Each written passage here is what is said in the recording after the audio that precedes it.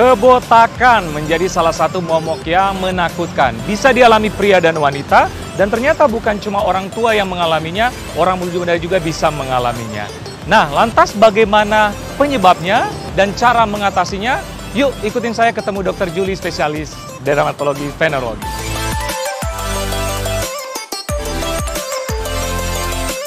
Ya pemirsa, saya sudah bersama Dr. Julie SPDV. Kali ini kita akan membahas yang namanya kebotakan.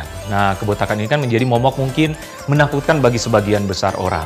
Bisa dialami yang tua dan ternyata bisa juga dialami oleh yang muda ya dokter ya. Nah, apa sih definisi dari kebotakan ini dokter? Jadi kebotakan itu atau kita kenal seringnya dengan nama alopecia ya. Alopecia ya? Ya, itu adalah suatu kelainan berupa hilangnya sebagian atau seluruh rambut ya di kulit kepala maupun di daerah berambut lainnya.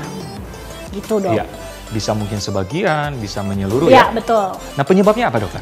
Nah, penyebabnya tergantung nih dok. Ada yang pola kebotakan pada laki-laki maupun perempuan. Kita sering kenal dengan nama alopecia androgenetika. Alopecia androgenetika biasanya disebabkan karena adanya kerentanan genetik dan juga hormon androgen. Ada juga yang tidak berpola. Nah, gitu. Yang tidak berpola kita sering kenali dengan alopecia areata. Areata. Atau kita sering kenali dengan pitak ya. Oke. Ya. Jadi tidak menentu. Biasanya bentukannya tuh disebabkan karena adanya gangguan pada imunitas ya yang dapat merusak folikel rambutnya. Jadi alopecianya tidak menentu ya? Ya. Di suatu pitak-pitak gitu ya, bulat, tegas ya, berbatas tegas seperti itu. Ya. Ada satu lagi yang nggak boleh lupa. Ya. Yang paling sering kerontokan rambut yang dialami. Telogen effluvium. Nah, apa tuh, dok? Telogen effluvium biasanya disebabkan karena satu, gangguan nutrisi, adanya penyakit sistemik gitu ya. Terus adanya gangguan pada tiroid atau juga hormonal, dok. Ya. Jadi banyak faktor juga yang menyebabkan ya. Biasanya gejalanya seperti apa, dok? Gejala awal pasti adanya kerontokan rambut. Nah, yang perlu kita tahu adalah kerontokan rambut yang dianggap tidak normal adalah lebih dari 100 helai per hari. 100 helai per hari. Betul. Berarti kalau kurang dari itu masih dianggap normal? Betul sekali. 50 sampai 100 masih dianggap normal. Ya. Baik. Setelah kerontokan rambut yang dirasakan adalah adanya penipisan pasti. Nah, setelah penipisan akan terjadi yang dinamakan dengan kebotakan. Nah, gejala itu sendiri ternyata berbeda-beda, dok, tiap penyebabnya. Baik. Tadi, pola kebotakan pada laki-laki. Biasanya gejala awalnya terlihat kebotakan pada bagian atas dan depan. Biasanya kita seperti menyebutnya seperti huruf M. Oh, oke. Jadi ya, atas. M. Oh, oke. Ya, atau pada bagian samping. Bagian samping. Nah, sedangkan pada pola yang perempuan atau kita namakan dengan female pattern, biasanya itu di bagian atas depan. Nah, atas depan. Baik. Dan biasanya tipis ya. Kalau yang perempuan tuh biasanya tipis, nggak sampai habis banget. Ya. Nah, satu lagi adalah tadi yang tidak berpola atau kita namakan dengan alopecia areata.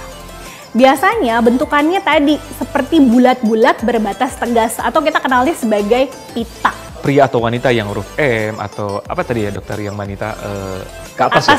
Tengah. Ke atas. Itu akan dialami oleh semua orang atau gimana dokter? Tidak, itu hanya dialami oleh yang mempunyai faktor resiko kerentanan genetik atau yang diturunkan. Jadi ada beberapa penelitian bahwa dikatakan pada laki-laki nih yang mempunyai ayah dengan keadaan kebotakan mempunyai faktor resiko 2 kali lipat menderita kebotakan dibanding dengan orang yang normal gitu. Dengan faktor-faktor resiko yang lain tentunya ya, seperti apa, dok? Gangguan nutrisi. Gangguan nutrisi. Ya, malnutrisi lah kita ngomongnya ya. Terus adanya penyakit sistemik, dok, seperti tuberkulosis, adanya penyakit kanker gitu ya.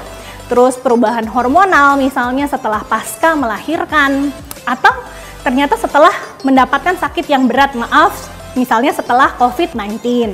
Oh, COVID juga bisa ya, dok? Betul. Sekarang banyak sekali yang menderita telogen effluvium, ya, kerontokan pada rambut karena sehabis pasca COVID. Pasca COVID ya. Baik, Dokter Julie, ini ada fakta mitos beredar di masyarakat mengenai kebotakan. Nah, katanya pria lebih rentan kebotakan daripada wanita. Fakta atau mitos, dokter? Fakta, tapi tergantung dari pola kebotakannya. Oke, nah, seperti jadi apa, dok? pada kebotakan yang berpola pada laki-laki maupun pada perempuan, lebih benar, lebih sering pada laki-laki. Tapi pada kebotakan yang tidak berpola, itu antara perempuan dan laki-laki sama saja. Oke, berarti tim pria masih beruntung ya, karena sama juga sama tim wanita, dokter. Oke, yang kedua, katanya penggunaan topi berkepanjangan lebih rentan mengalami kebotakan. Fakta atau mitos? Mitos, Dok. Oh, mitos? Mitos. Gimana, Dok? Karena sebenarnya yang sehari-hari kita lihat adalah pada orang-orang dengan kepalanya yang botak, itu sebenarnya tujuannya adalah untuk menutupi ya, menggunakan topi itu. Iya. Ya, atau style mungkin ya? Atau style gitu ya. Tetapi memang ada pelaporannya gitu ya, bahwa penggunaan topi yang terlalu ketat, terlalu keras, dan dalam jangka waktu yang cukup lama itu dapat menyebabkan kerontokan rambut. Oke, jadi beresiko ya, Yes. bukan menyebabkan secara langsung Betul, berarti dokter ya? Betul.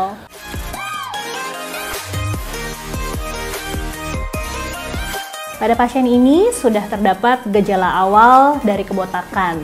Kita dapat lihat di daerah depan, ini sudah mulai ke belakang, dan berdasarkan hasil trikoskopi yang kita lakukan, sudah terdapat miniaturisasi dari folikel rambutnya. Ya, Dokter Julie, bagaimana tips supaya kita atau pemirsa di rumah pun yang menyaksikan ini menghindari dari kebotakan dini apalagi? Oke, ini sebenarnya tips yang bisa kita lakukan sehari-hari ya, Dok. 1, tentu saja makan makanan atau diet sehat yang bergizi. Ya, kaya akan kandungan vitamin, zinc, kadar zat besi, dan juga protein. Ya. Yang kedua, hindari melakukan treatment atau perawatan yang lebih merusak rambut. Nah, seperti apa? Lebih sering catokan, ya, bleaching, pewarnaan rambut yang tidak sesuai atau berlebihan, ditambah penggunaan hair dryer setiap hari, itu juga perlu dihindari. Hair dryer? Ya, karena Kenapa, Dok? panas. Panas ya? Ya, dapat merusak batang dan kutikular rambut tentunya. Ada batasan nggak? Maksudnya orang, oke, hair dryer bisa mungkin 2 kali 3 kali seminggu, atau mungkin catok 2 kali 3 kali seminggu? Sebenarnya sih tidak ada aturan mengikat gitu, tetapi sebaiknya dihindari kalau memang rambutnya memang sensitif atau kulit kepalanya, scalpnya sensitif begitu ya. Oke. Yang ketiga, hindari tarikan berlebihan. Jadi artinya biasanya orang kalau ngikat ponytail gitu ya, keras gitu ya, terus ditambah dengan adanya extension rambut tuh biasanya. Nah itu kan Bebannya juga ya? tambah berat, ya betul. Terus yang keempat, biasanya hindari menyisir rambut saat dalam keadaan masih basah. Oh. Ya karena Kenapa, Dok? berat. Oh. Dan biasanya kan kusut ya. Jadi tekanan yang dipergunakan akan jauh lebih berat. Jadi akan menimbulkan kerontokan. Nah, berikutnya adalah biasanya hindari pasti dong merokok. Ya, stres berlebihan seperti itu. Lalu saya sarankan sih penggunaan rutin dari conditioner setelah sampo. Setelah sampo ya? Ya.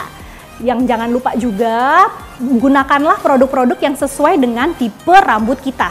Seperti apa, Dok? Misalnya pada yang dengan rambut yang berwarna, yang diwarnai, itu harus dengan sampo yang sesuai. Seperti itu. Satu lagi yang tidak kalah penting adalah jika masalah tetap berlanjut, segera konsultasikan pada dokter spesialis kulit dan kelamin. Nah, itu mungkin masyarakat bertanya-tanya pada saat apa, dokter? Tanda-tanda atau gejala seperti apa? Jadi masalahnya tidak terselesaikan, Dok.